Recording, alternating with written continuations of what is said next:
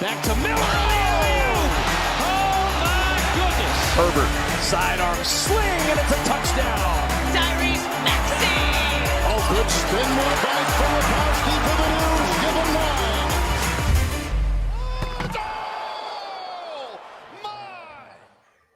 Welcome back, everyone, to the Beef Up Front podcast here on Pick Swap Media. Your host, Ryan Coyle, joined alongside Kevin Cannon, as always. Week 18, Kev, we're here the last week of the regular season. A lot of tickets already punched for the playoffs, but still some important games for the last few teams in the NFC to get in. The AFC, we have a division title game to break down on Sunday night as well. Normally, we just do our 5 biggest games of the week. This week, I believe we have 8 or 9 games that we're going to be breaking down, all with playoff implications on the line. So, big week before we head into the playoffs. But as we say, always can't believe how fast the season has gone. But here we are, and welcome back, Kev. Happy New Year. Happy New Year. Yeah, a lot of great games. More than 5 this week. Should be a lot of fun. Yeah, so we have games on Saturday and Sunday this week. 2 on Saturday, and then we'll be breaking down the rest on Sunday. And then we'll wrap it up with our playoff scenarios based off of our wins and losses from these games. So our first game is on Saturday, one of the best rivalries in the NFL. Will be a little bit different this week because the Ravens have already wrapped up the number 1 seed announced today. A lot of their starters will not be playing. Tyler Huntley will be starting at quarterback, so different look there than the MVP Lamar Jackson. We have the 9-7 Steelers at the Ravens, who are 13-3, 4:30 kick on ESPN. Steelers are a 4-point favorite. Over/under is 36.5, and the Steelers need a win, and they're going to need some help on Saturday night and Sunday to get into the playoffs. So, Kev, what are your thoughts on this game, and do the Steelers still have a chance to make the playoffs? Yeah, I think they do. I think they win a close game. Steelers 21, Ravens 20. So the Ravens covering the 4 and the over, the over 36.5 hidden. The Ravens had the 1 seed wrapped up, like you said. When thinking about this game, I was imagining that Lamar's not going to be playing, and now it is confirmed that he is not playing. But the Steelers need this game plus some help outside of this, primarily from the Bills or a Jags loss. Mason Rudolph has put some magic into the Steelers offense, though. Over the last 2 games with him starting, the Steelers have been averaging 32 points, and Rudolph has also been averaging 282 yards through the air, which is really amazing for the Steelers offense. And George Pickens, Najee Harris have also been playing well.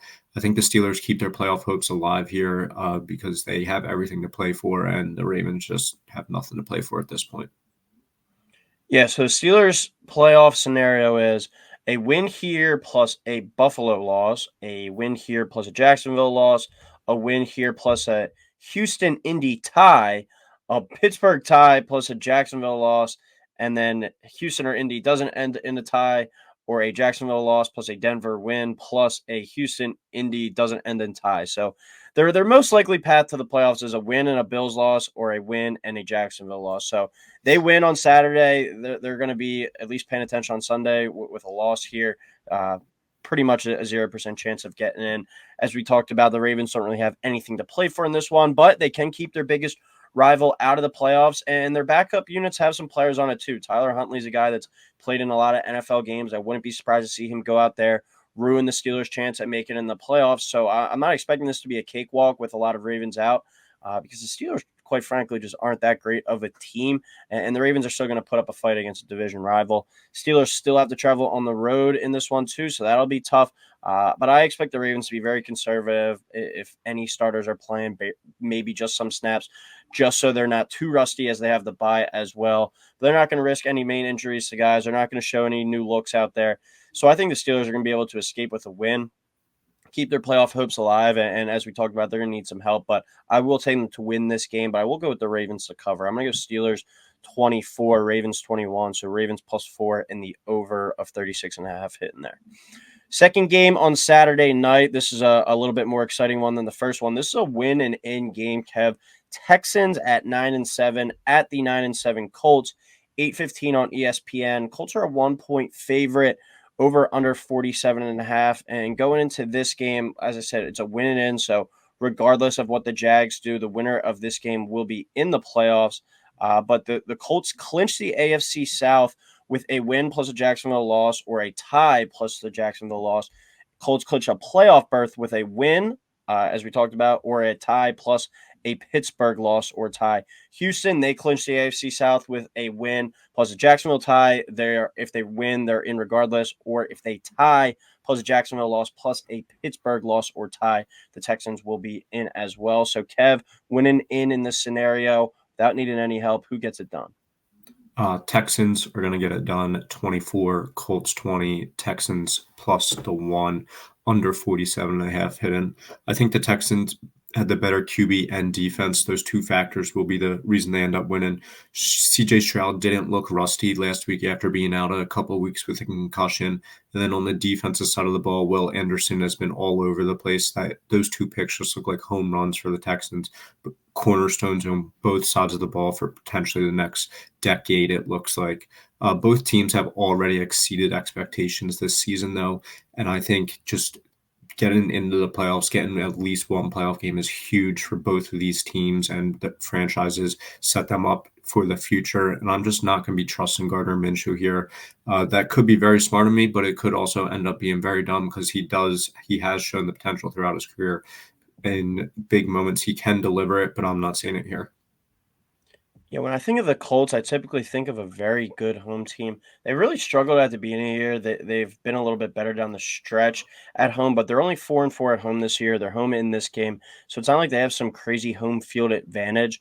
And when you go on the road in the NFL, it's never easy to win those games. But if there's not a crazy home field advantage, and not a crazy coaching advantage for a team either. I think Shane Steichen and D'Amico Ryans are both worthy of Coach of the Year. I think they're both great coaches. But at the end of the day, I just look at C.J. Stroud and I say he's a better quarterback than Gardner Minshew. Even though he's a rookie, I think I can trust him in this spot more. Both teams play with a lot of grit. First-year head coaches. I think they're both set up for long-term success. And getting a chance at a playoff game, I think, is a huge win for either squad. I know Gardner Minshew won't be the quarterback there in Indy next year, but they're looking to build something there, and the same with the Texans. So both these teams are dying to find a way in and maybe even make some noise once they get in. But at the end of the day, I'm just going to trust C.J. Stroud, even if it's on the road in this one, to go make some plays when it matters. I'm going to go Texans 27, Colts 23, Texans +1 in the over of 47.5. I think we see some points in this one. Two teams that have shown the ability to do that this year. So with that, the Texans are in the playoffs for both of us. We'll see with some of our more picks if they're able to win the division as well. The Jags 9-7 overall at the Titans 5-11, a 1:00 kick on CBS. Jags come in as a 5-point favorite, over under sitting at 39.5. I'm going Titans 16, Jags 10. So the Titans +5, under 39.5. There's an outside chance that the Jags lose this game. They could sneak into the playoffs. It's super unlikely, though. Do end up losing here. They end up losing the division, and they don't make the playoffs in a terrible, just late season collapse. Before last week, the Jags had lost 4 in a row, not looking right for a month there. They did get a big shutout win against the Panthers last week. I'm putting almost zero stock in that win, though, because the Panthers are the Panthers. And watching Mike Vrabel's press conference this week, he's made it clear that he wants to win this game. His guys are going to be ready to go. And Mike Vrabel does seem to have that attitude with the Titans that a lot of times when they shouldn't win, they shouldn't even try. They come out and they just play really well. I'd imagine Trevor Lawrence is going to be out there for the Jags this week, and the Titans still don't know if it's going to be Will Levis or Ryan Tannehill. But I'm going to pick the Titans either way. I can see a classic Derrick Henry game in this where he just runs wild. I think chaos is going to happen, and Titans play spoiler. Yeah, so Jags clinch the AFC South with just a win. They don't need any help anywhere, or a tie plus a Colts-Texans tie, or they clinch a playoff berth with a tie plus a Pittsburgh loss or tie, or Pittsburgh loss, Denver loss or tie, plus a Houston, Indy not ending in a tie. So the most likely path for them to get in is a win here. If they lose, they're in some real trouble if they want to get into the playoffs. But Kev, I'm with you. Some chaos is going to happen this week. We've seen it before. I remember a couple of years ago, the Colts just needed to beat the Jags when they only were like a 2-win team in Jacksonville to make the playoffs, and they didn't win that game when everyone was saying, what do the Jags even have to play for in this one? Some chaos is going to happen, and that's the beauty of this week. So I think this game is a perfect spot to do that. Jags haven't looked right with Trevor Lawrence playing. They went up and had a nice game last week against the Panthers without him in the lineup. Obviously not saying much with the Panthers being the worst team in the league, but the Jags just haven't looked right down the stretch, I think, with Trevor Lawrence. And Vrabel, as you mentioned, Kev, given that passionate answer, despite potentially ruining some draft position, I think he's going to have his guys ready to go in this one and play spoiler. And in a scenario with the loss here, the Jags missing the playoffs completely, that's going to be one of the bigger disappointments this year. I think they were looked at as pretty much a cakewalk to win the division. And I think when you look at the AFC South with the Colts looking like on the come up and the Texans certainly on the come up, I think the Titans are going to be in for a hard reset this offseason. And guys like that have been there for a while now, like Derrick Henry, Ryan Tannehill gone, most likely DeAndre Hopkins not coming back. I think they're going to have a lot of youth, and I think this would be a good kind of send-off game where I know the Titans didn't really ever live up to the hype in the playoffs. They had that bad loss as the 1 seed a few years ago, but Ryan Tannehill and Derrick Henry, they won a lot of football games for this team. I think this would be a great way for both of these guys to go out, and I think that they're looking to end their career as a Titan on a high note as well. So I think it's going to be a good way to go out, win it as a division rival, and play spoiler to the Jags here. I'm going to go Titans 17, Jags 16, so Titans +5 in the under of 39.5. Third game of the week, we go to the NFC South for the Falcons at 7-9 at the Saints, who are 8-8, a 1 o'clock kickoff on CBS. Saints are a 3-point favorite here. Over under is 41.5. Let's pull up the scenario real quick for these squads. All right, we have the Saints get into the playoffs. They win the NFC South with a win with a win plus a Tampa Bay loss or tie. Or if the Saints tie plus the Bucs lose, they win the NFC South to just clinch a playoff berth, a potential wild card spot, a win plus a Seattle loss and a Green Bay loss. So even if they win this game and the Bucs win, there's still a path there for the Saints to get in. Or if they tie plus a Seattle loss plus a Green Bay loss, they will get one of the wild card spots as well. And then when you look at the Atlanta Falcons, they have more of a simple way to get in, but also they're going to need some help in the regard to all they have to do is win this game and the Bucs to lose, but that's their only way they can get in by winning the NFC South. So a big spot here certainly for both squads and two coaches that I think are on the hot seat. And if neither one makes the playoffs, I could see both or maybe both of these coaches not making the playoffs. I could see both of them out next year. So who wins this game down in New Orleans, Kev? Going Falcons winning it 23 to the Saints 21, but the Saints covering the 3 and the over of 41.5 hidden. I feel like this year I picked the Falcons a lot and against the Saints a lot. I'm not going to switch it up here. Both teams are highly inconsistent. Taylor Heineke dealing with an ankle injury is a bit concerning, but I always think about all the offensive weapons they have.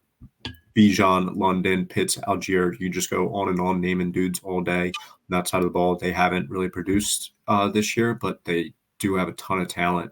They should be better than their 7-9 record coming to this game. I think the Falcons win it, but still end up missing the playoffs as the Bucs win against the Panthers. Well, you spoiled your pick there, but give me the Saints in this one. A battle of two teams that have underachieved based off of their expectations, I think if you were polling the fans on these teams, I mean, most teams fans are going to say, yeah, we're going to make the playoffs this year. But I think both of these teams really expected like the Falcons to take a leap this year with all the offensive talent and the Saints going out, bringing in Derek Carr. I think they felt he was the missing piece to help this team be a playoff contender. So both these teams, I think, have underachieved. And as I said at the beginning, I could see both these coaches gone by season's end. If neither of them make the playoffs. Saints have won 3 of 4, though, down the stretch, and they get a division rival here at home. And I think that they've been playing well. I'm not saying if they make the playoffs, they're going to be a team that could do some damage there, but they are a team that has been playing well as of late. And the Falcons, as we touched, only can get in with a win and a Bucs loss, but the Saints still, even if they win this game, they could get some help in the 4 o'clock window as well, even if the Bucs win. So Saints should be pedal to the metal the entire time. Saints are 6-2 on the season when they hold their opponent to 20 or less points. So ideally for them at home, it's going to be a lower scoring game. two of the more inconsistent and unreliable teams in the league and frustrating teams in the league this season. I'm going to lean towards the home squad with the Saints in this one. I'm going to go Saints 20, Falcons 16. So Saints -3 and the under a 41.5 hit in there. All right, we go to the second part of the NFC South now with the Bucs at 8-8 at the Panthers, who are 2-14. 1:00 kickoff on Fox. Bucs -5.5. Over under 37.5. Bucs path to the playoff that they win and they're in for the NFC South. They also can make it with a tie plus a New Orleans loss or tie as the NFC South champ, and they can get the wild card spot too with a tie plus a Seattle loss plus a Green Bay loss or tie. Kev, do they knock off the lowly Panthers? Yeah, as I noted before, they do, and I think they do it pretty easily. Bucks 24, Panthers 10. So Bucks -5.5, under 37.5. The Bucks were looking like one of the hottest teams in the NFL until they ran into the Saints last week. Kind of just didn't come out, played a dud. Carolina has been awful all year, on and off the field, just drama. More off the field at this point. The Bucks win easily here and win the NFC South, and then Baker and Mike Evans in the playoffs. They can give any opponent some trouble, and it looks like it might be the Philadelphia Eagles, unfortunately. I'm going to go with some more chaos here, Kev. Give me the Panthers playing spoiler as well. This is a spot where I don't think anyone's counting on the Panthers to win this game, and the Panthers might just be ready to mail it in, but we're going to get some really weird things to happen this week, and I think this would be the weirdest one. Their Panthers are dead, have nothing to play for, but last week of the season, we're always going to see some unexpected results. Baker didn't even practice today. It sounds like his ribs are a little banged up, and it wouldn't shock me if he went out there and fell flat on his face like he did last week against the Saints, and then he got some garbage time points, which ultimately cost me my fantasy football championship. But besides that, the Panthers, I think, are going to get up for this game. They have a chance where terrible season, no real direction right now with a coaching staff and potentially even the front office. But Bryce Young could really help this team with a win in this spot going into the offseason. Really give them some confidence that he was the right pick, that he could be the guy going forward. And it's a weird line against a really bad Panthers team. The Bucs only being a 5.5-point favorite. I thought they would be more of like a 7 to an 8-point favorite in this one. So I think we might see something a little bit funky here. Give me another bit of chaos with Carolina ending the Bucs playoff hopes and getting the win. I'm going to go Panthers 20, Bucs 17. So Panthers plus 5.5 and under 37.5.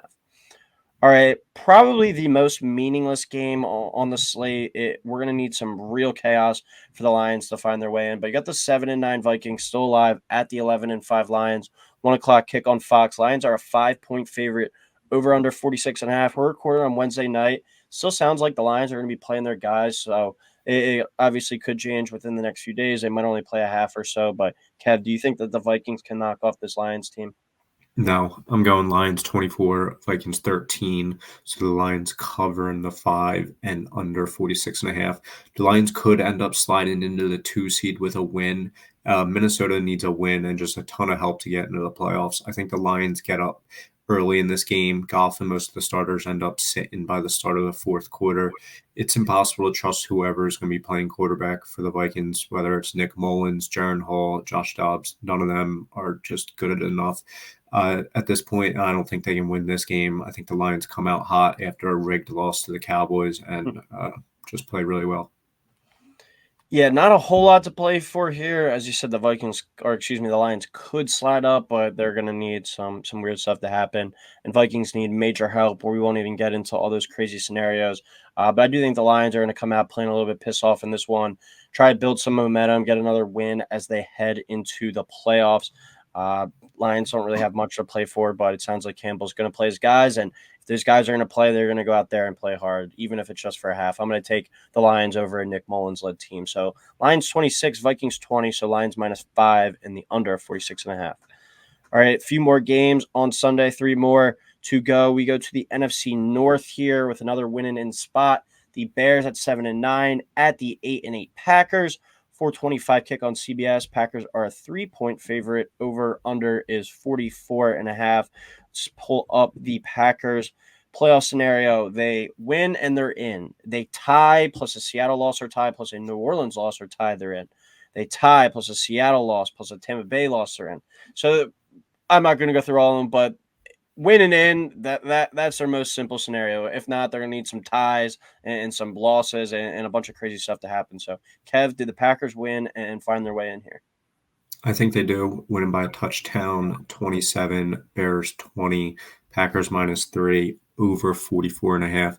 Same thing as last year. They had the chance win and you're in, and then they ultimately didn't end up getting in. That kind of started the change from Aaron Rodgers to Jordan Love. These two teams do have a bit of rivalry, with Green Bay usually coming out on top. We all know about Rodgers and what he thinks about the Bears. He said earlier this week that he still is rooting for the Packers here. I think Jordan Love has shown glimpses this year, and they've also put up 33 points in back-to-back weeks now, and that's thanks to Jordan Love. But also Aaron Jones has been getting going in the running game, rushing for 127 and 120 yards in the past 2 games. Getting the running game going is obviously just going to help Jordan Love a ton. And I think Justin Fields has also looked really good lately as he looks to cement himself as the franchise QB there in Chicago. The loss would give the Bears 2 top 10 picks, with the first being the first overall coming over from Carolina. So I think that will be a little bit in the back of their head if this game is close slate. I think Green Bay ends up winning this year at home and sneaks into the playoffs. Yeah, it's a rematch here from week 1 where the Packers absolutely worked the Bears in Chicago. I was one of the people, and I know there was a lot out there that thought the Bears could potentially be like a wild card team this year, and that loss really, I guess, left a sour taste in a lot of people's mouth, and they didn't really get it going until these last 5 or 6 weeks of the season. But both teams are very different since then. Jordan Love really has progressed throughout the year, and the Bears have been playing a lot better with Fields since he returned from that injury.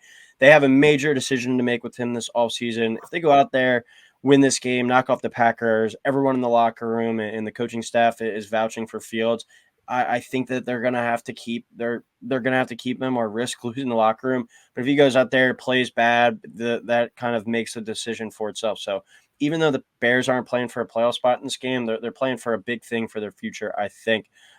Bears can bounce their biggest rival from the playoffs too with a win here, and they still will have the number 1 pick via the Panthers. So that could be a little win-win scenario, as you were touching on. This really reminds me, Kev, the Bears here in this spot, like a Lions end to the season from last year, as you touched on, where if the Packers won, they were in, and the Lions were an underdog team, and they went into Green Bay, and they knocked off the Packers and ended the Aaron Rodgers era and didn't let the Packers get into the playoffs. Can the Bears do the same thing, finish at 8-9, ride into the offseason with a ton of momentum? I think that this is a perfect spot to do that.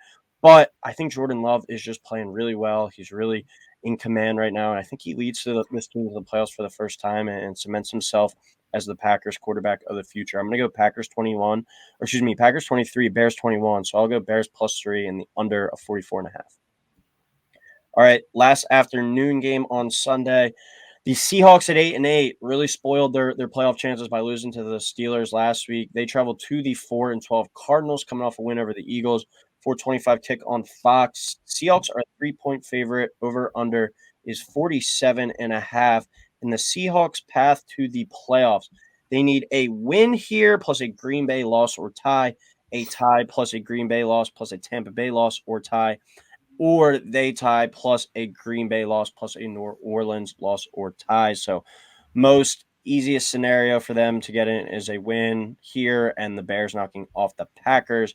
Do you think that the Seahawks do their end of the deal in this game, Kev? Yeah, I think they hold up their end. Seahawks 21, Cardinals 17, Seahawks -3, under 47.5. I just don't think the Cardinals are going to be able to pull 2 upsets in a row here. Gino and the Seahawks really did let it slip last week, though, with their loss to the Steelers. And Kyler played well against the Eagles, but I don't see it happening again for the Cardinals. A win could also slide them from the 4th to the 7th pick, which is kind of a big deal, those 3 picks right there. So I'm going Seahawks here. I think the frisky Cardinals knock off the Seahawks here and really eliminate any chance that Seattle has of making the playoffs. We saw last week, even with nothing to play for, Gannon was able to get his guys going. I think throughout the year, I mean, they're obviously one of the top or bottom 5 teams in terms of talent. He's gotten them to play hard pretty much each and every week, and is a good chance to ruin the Seahawks' playoff chances. And while it's going to ruin their draft pick a little bit, as you were touching on, I think it's going to give them some serious juice and momentum, believing Gannon's the right guy for the coaching spot, and Kyler's the right guy at the quarterback. So look at this as a big momentum game for the Cardinals, and the Seahawks really shit the bed last week and really spoiled their opportunity of controlling their own destiny against a pretty bad Cardinals team this week by losing that home game to the Steelers. So I think it's going to be hard to get ready for this one, and I think the Cardinals are going to get a win to end the season and have some people talking about them as we head into 2024. I'm going to go Cardinals 24, Seahawks 21, so Cardinals +3, the under of 47.5.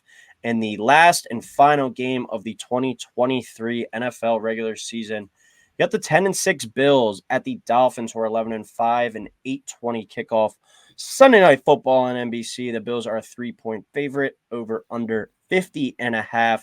Winner of this game wins the AFC East. The Dolphins, regardless, are already in the playoffs. They already clinched a spot.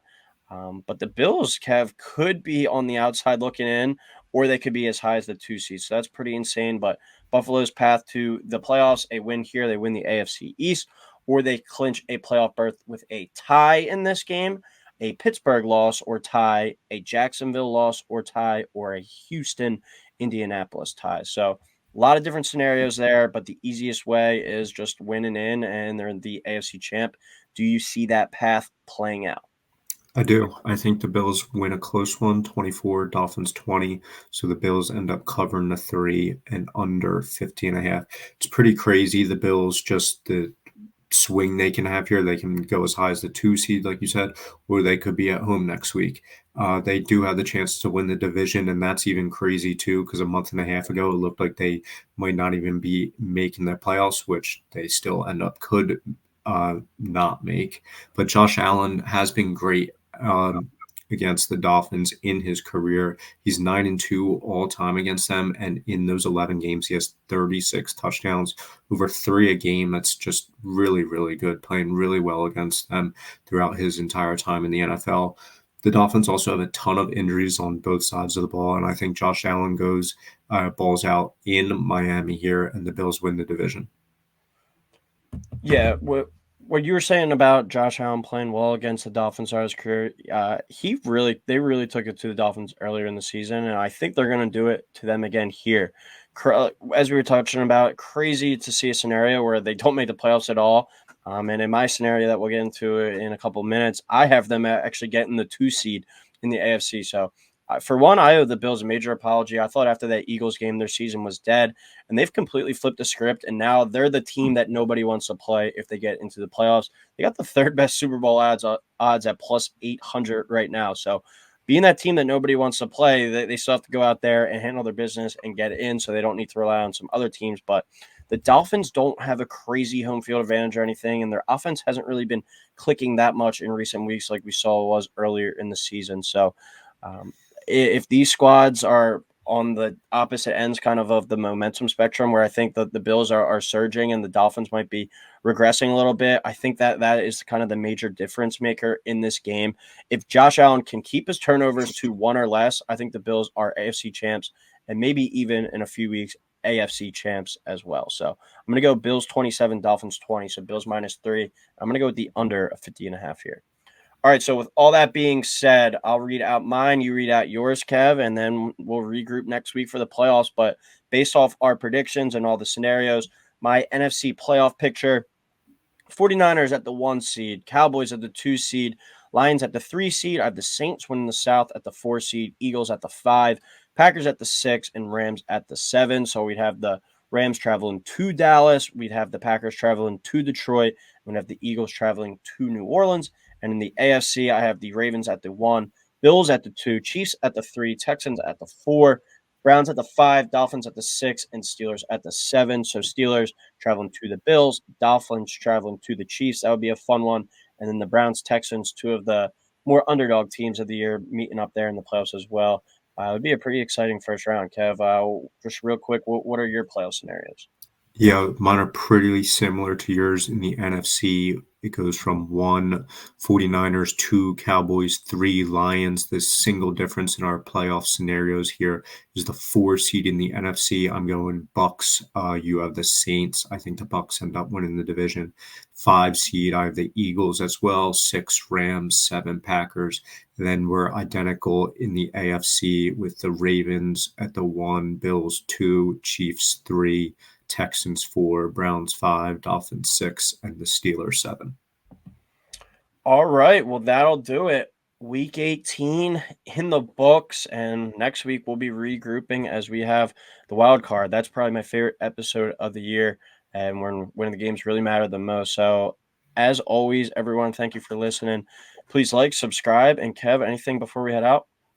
Yeah, no, it should just be an amazing weekend of football, almost playoff like this week. All right. Thank you, everyone, for listening. We will talk next week for the playoffs.